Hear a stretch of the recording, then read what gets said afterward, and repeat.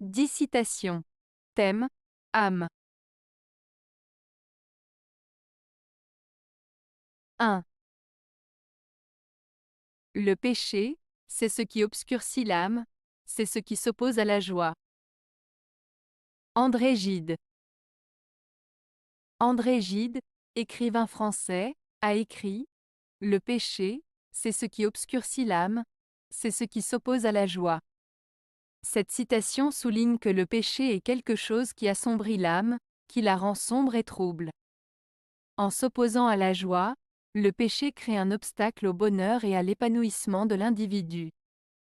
En d'autres termes, commettre un péché peut altérer notre bien-être intérieur et nous empêcher d'accéder à la vraie joie et à la paix intérieure. 2. Une belle âme ne va guère avec un goût faux. Denis Diderot.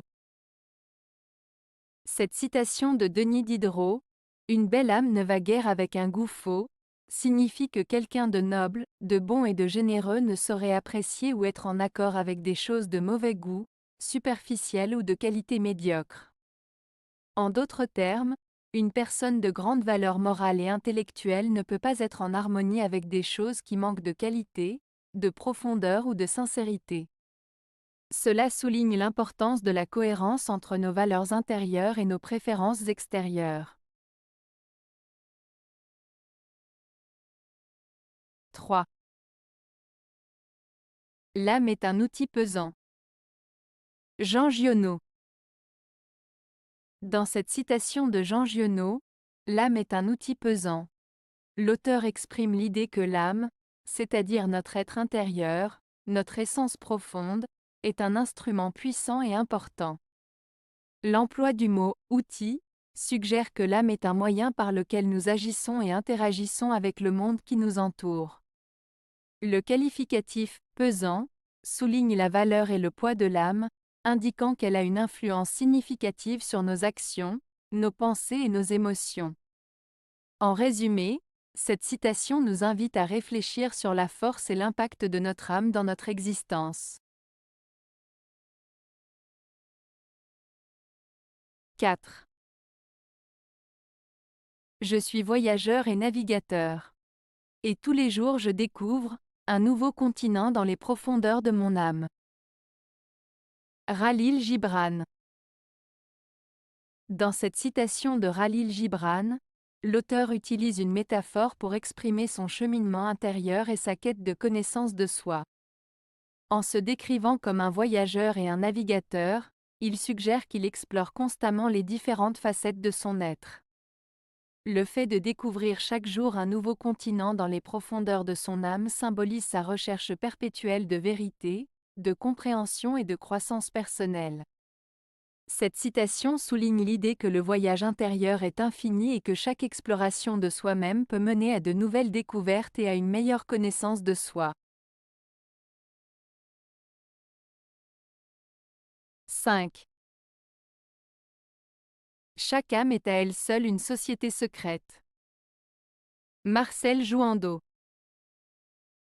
Lorsque Marcel Jouando dit que « chaque âme est à elle seule une société secrète », il veut dire que chaque personne possède une richesse intérieure, une complexité et une profondeur qui lui sont propres, et qui ne sont pas toujours visibles ou comprises par les autres. Chaque individu est comme une société secrète, avec ses pensées, ses émotions, ses expériences uniques qui façonnent sa personnalité et sa manière d'être au monde. Cette citation souligne l'idée que chacun de nous est un univers à part entière, avec une dimension intérieure mystérieuse et souvent inconnue des autres. 6. Le corps est un tombeau pour l'âme chez celui qui ne sait pas s'ouvrir. Platon. Platon, un philosophe grec de l'Antiquité, a dit « Le corps est un tombeau pour l'âme chez celui qui ne sait pas s'ouvrir ».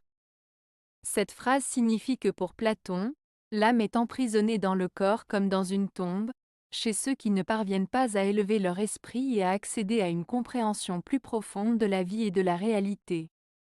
En d'autres termes, Il suggère que ceux qui ne cultivent pas leur esprit et leur conscience restent enfermés dans les limites matérielles de leur existence, sans accéder à la pleine liberté et à la connaissance de soi. 7. Les plus grandes âmes sont capables des plus grands vices aussi bien que des plus grandes vertus. René Descartes.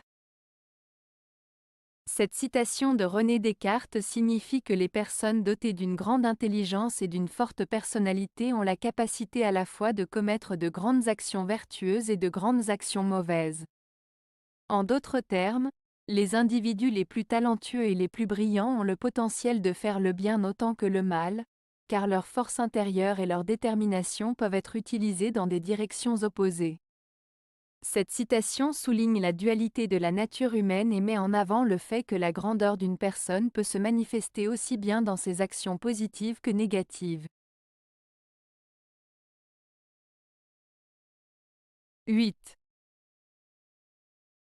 Il y a un spectacle plus grand que la mer, c'est le ciel. Il y a un spectacle plus grand que le ciel, c'est l'intérieur de l'âme. Victor Hugo. Victor Hugo, célèbre écrivain français, exprime dans cette citation une idée profonde sur la grandeur et la beauté qui se trouvent à différents niveaux de notre existence. Il compare d'abord la mer, qui est un spectacle impressionnant et vaste, au ciel, qui est encore plus grand et majestueux. Ensuite, il affirme que ce qui dépasse même la grandeur du ciel, c'est l'intérieur de l'âme humaine. Ainsi, Hugo souligne que la richesse de l'âme, avec ses émotions, ses pensées et sa profondeur, est ce qui surpasse tout autre spectacle naturel. Il met en avant l'idée que la véritable grandeur se trouve à l'intérieur de chacun de nous, dans notre intériorité et notre capacité à ressentir, penser et aimer. 9. Mon âme chante une douleur en pleurs dans l'isolement des dieux. Michel Fugain. Cette citation de Michel Fugain peut être interprétée de la manière suivante. Mon âme exprime une profonde tristesse et un sentiment de solitude, comme si elle était abandonnée par les dieux. Elle évoque un état d'âme mélancolique et désespéré, où la personne se sent seule et incomprise, en proie à une souffrance intense. 10. La grandeur d'âme, c'est le dédain des choses d'ici-bas. Plotin. Dans cette phrase, Plotin, philosophe néoplatonicien de l'Antiquité tardive, souligne l'idée que la véritable grandeur d'âme réside dans le mépris ou le détachement des biens matériels et des préoccupations terrestres.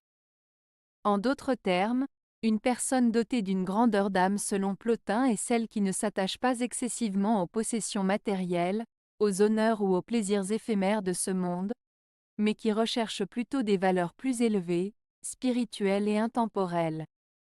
Ainsi, pour Plotin, la grandeur d'âme implique un détachement vis-à-vis des choses matérielles et une orientation vers les réalités supérieures, telles que la sagesse, la vertu et la contemplation de l'essence divine. C'est donc un appel à transcender les aspects superficiels de la vie quotidienne pour accéder à une dimension plus profonde et plus spirituelle de l'existence. Avez-vous aimé la vidéo? Si oui, mettez un pouce vers le haut. Cela aidera la chaîne et aidera les autres à la trouver. Nous ajoutons plusieurs nouvelles vidéos quotidiennement. Abonnez-vous pour ne rien manquer.